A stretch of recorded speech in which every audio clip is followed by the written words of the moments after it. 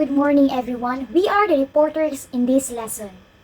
Our objectives for today is to explain the standard compensation and benefits of barangay officials. Second, discuss the meaning of compensation to the barangay officials. And third, explain why barangay have different compensation based on their income. Compensation and benefits of barangay officials. Before we proceed, let us discover first what is compensation. So, compensation is the total cash and non-cash payments that you give to an employee in exchange for the work they do for your business. It's typically one of the biggest expenses for business with employees.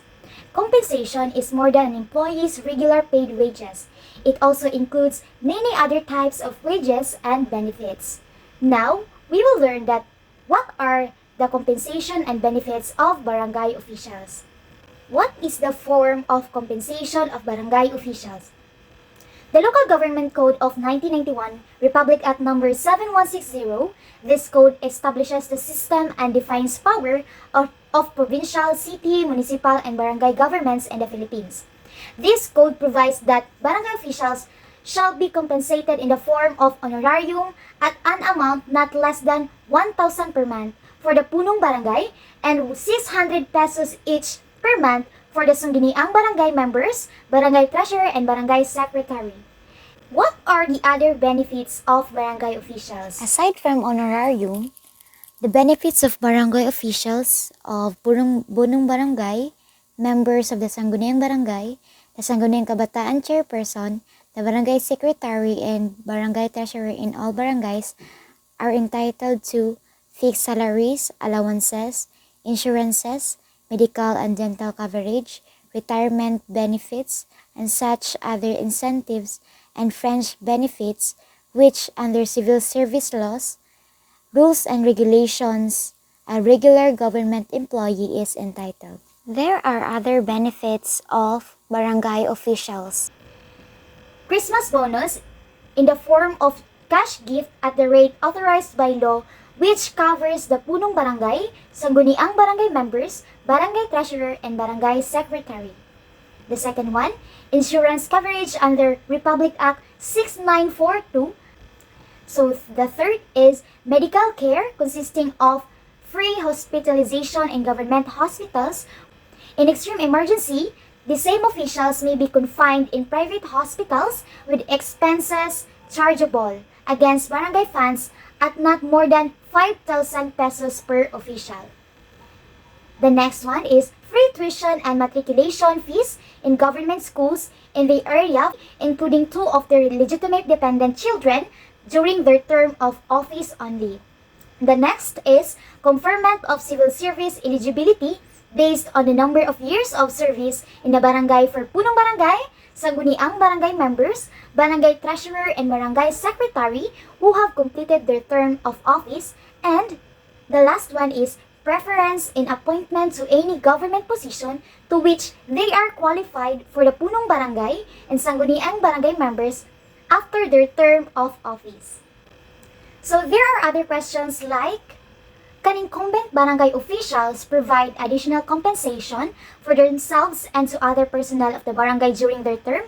The answer is no, unless specifically authorized by law or by the President in view of the prohibition under Section 95 of Republic Act Number 7160 and Section 8, Article 9B of the Constitution. So another question is, are the incumbent barangay officials entitled to an increase in honoraria? The answer is yes. Incumbent barangay officials are entitled to an increase in honoraria if there is general salary adjustment authorized by law. So another question, are barangay officials entitled to hazard duty pay? The answer is no. Barangay officials are not entitled to hazard duty pay even if the grant of which can be sustained by local income of the barangays concerned. So another question, do barangay officials earn leave credits and are they entitled to terminal leave benefits? The answer is, the issue may be referred to the Civil Service Commission being the proper authority on this matter. Point of consideration is that barangay officials are not receiving salaries which should be the basis of for computation of leave credits under existing laws. Next question is, under LBC 63, the maximum honorarium rate is equivalent to salary grade 14 for the punong barangay and salary grade 10 for the other officials. How can this be increased? The answer is, the first step of salary grade 14 and salary grade 10, as the case may be, are the maximum honoraria allowed for barangay officials. These the rates can be increased only when A is a general salary adjustment for all government employees is granted, or B is a specific legal basis is issued by competent authority upgrading the salary grade equivalence of the said barangay officials. Good day, everyone. My part is just a continuation of JMU Umboy report. So, can the barangay implement the authorized 10% salary increase even if the mother municipality did not implement same? So the answer is no. The rate of honorarium of barangay official is based on the salary schedules being implemented by the city or the municipality where the barangay belongs. So the limit or the maximum amount of honoraria is the barangay is the equivalent rate actually prevailing in the mother LGU. So, are the barangay officials entitled to the 13-month pay? So, the answer is no. The 13-month pay is not among the authorized benefits in the government since this is applicable only in the private sector. Pursuant to RA number 7160 as implemented by BC number 2018, barangay officials may be entitled to 5,000 cash gift each per year. So, are barangay officials with 5 to 10 years in service entitled to anniversary bonus? So, anniversary bonus or AB is not granted due to the length of service of the officials but in the connections with the celebrations of the milestone years of the barangay. Hence, a barangay may grant AB to its appointed officials and personnel if it has been in existence for at least 15 years. So, the grant of AB shall be the 15th year in the existence of barangay and every 5 years thereafter. It shall be granted only to appointive officials and personnel. Okay, so are the barangay daycare health workers entitled to honorarium and cash gift? So, barangay daycare and health workers who are paid on honorarium base are not entitled to cash gift. Those who are appointed to regular positions receiving salaries shall be entitled to year-end bonus, which includes the cash gift. So, who are entitled to the insurance benefits under RA number 6942, an act increasing the insurance benefits of local government officials and providing funds therefore. So, the following barangays officials are entitled to the insurance benefits under RA 6942 is first, the punong barangay, the sangguniang barangay members, the chairmen of the sangguniang kabataan, barangay secretary, and barangay treasurer. So, who are the benefits under RA number 6942? What are the benefits rather? So, RA number 6942 provides the following benefits. First, death and burial benefits, benefits due to the injuries resulting from incidents, and benefits due to the total and permanent incapacity or disability. Good morning once again. I am Rika May P. Mantalaba and I am with Ms. Chisalin Ubilidhon to discuss our part for this report, which is to discuss the meaning of compensation of barangay officials. Let's begin. Barangay officials shall be compensated in the form of honorarium.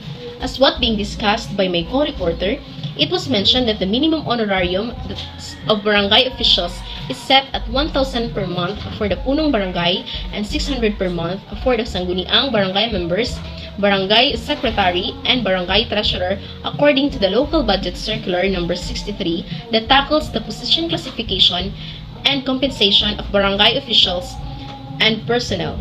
As years pass by, this compensation is adjusted to, of course, suffice the primary needs and provide a fair compensation to the barangay officials.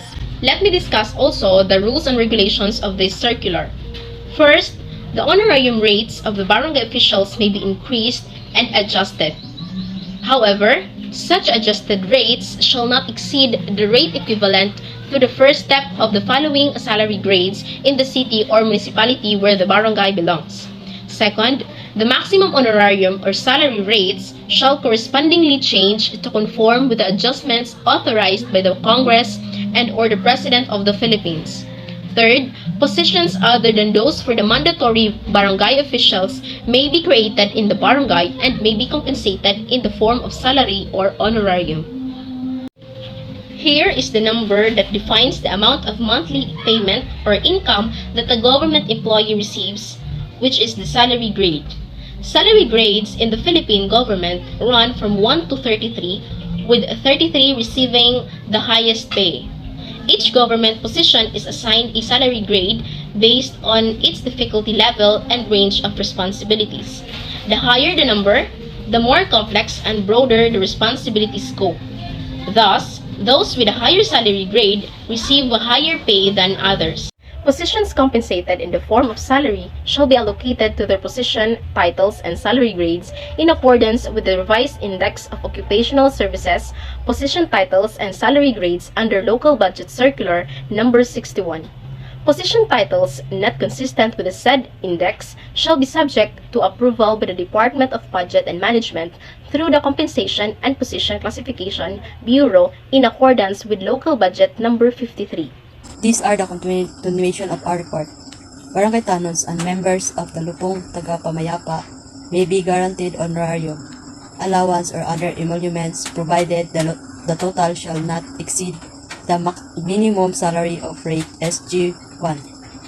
Barangay Secretary and the allowance of or honorarium not less than 1,000 or 200 pesos per month for only Barangay Tanons and members of that Lupong Tagapamayapa. The honorarium salary rates shall be in accordance with the salary schedule being implemented by the city or municipality where the barangay is located, as authorized under the implementing rules of RA 6758, the Republic Act Number 6758, an act prescribing a revised compensation and position classification system in the government and for other purposes. In the event that total funds will not be sufficient to implement the maximum honorariums or salary rates as prescribed, increase in the same shall be made proportionately and uniform for all position in the local government concerned. If ever na yung lokal na pundo ay na-implement and pagpapataas ng salary or sweldo, ang pagtaas sa parehong ay dapat gawing opportunity at patas para sa lahat ng posisyon in the local government. Applicability of this circular insular increase in honorarium salary cannot be made retroactive, and the barangay personnel paid on the salary basis referred to in sub-paragraph above, and those positions are classified in accordance with RA 6758 and issued appointments in accordance with the Civil Service Law. Rules and regulation may be entitled to the following benefits in accordance with law, rules, and regulation pertaining thereto. So there are the benefits and legal basis. Personnel. The benefits, personnel economic relief allowance. The legal basis, the General Appropriations Act, Budget Circular Number 4 as amended. Benefits, additional compensation. The legal basis, Administrative Order Number 53. Benefits, year-end benefits. RA 6686, Budget Circular Number 7. Benefits, productivity incentive benefits. The legal basis, Administrative Order Number 161, Circular Letter Number 3-96, and National Compensation Circular Numbers 73 and 73-A. So for my part, I'm gonna explain why barangay have different compensation based on their income. In the Philippines, a barangay is the smallest administrative division equivalent to a village or neighborhood. The compensation of barangay officials such as the barangay captain and council members, is determined based on various factors including the income of the barangay. Here are some reasons why barangay compensation may vary based on their income. So the first one is responsiveness to local needs. Barangays with higher income often have more resources available to address the needs of their constituents. By providing higher compensation to barangay officials in wealthier areas, it is believed that they can better respond to the specific demands and challenges of their communities. This may include improving infrastructure, delivering public services, and implementing development projects. The second one is cost of living. The cost of living can vary significantly across different barangays. Areas with higher income tend to have a higher cost of living, including expenses for housing, transportation, and daily necessities. Providing higher compensation to barangay officials in these areas helps ensure that they can sustain their basic needs and continue to serve their communities effectively. The third is administrative responsibilities. The size and complexity of a barangay's operation can differ based on its income. Wealthier barangays may have larger populations, more businesses, and additional administrative tasks. Consequently, barangay officials in these areas may face greater workloads and responsibilities. Offering higher compensation can be seen as a recognition of the increased demands placed on them. The fourth one is talent retention and motivation. Offering competitive compensation is essential for attracting and retaining capable individuals to serve as barangay officials. It is important to incentivize qualified individuals to take on these roles and dedicate their time and effort to the public service.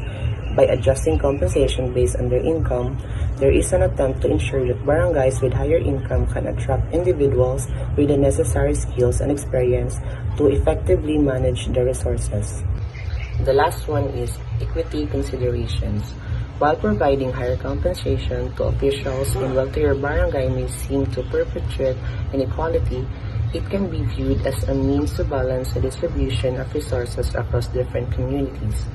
By allocating more resources to areas that generate higher income, there is an opportunity to address disparities and uplift less privileged barangay by redistributing funds, improving public services, or initiating development projects. So that are some reasons why barangay compensation may vary based on their income. It is important to note that the specific criteria and mechanisms for determining barangay compensation may vary depending on local government regulations and policies. The aim is to strike a balance between recognizing the challenges and responsibilities faced by barangay officials and ensuring the equitable allocation of resources to promote community development.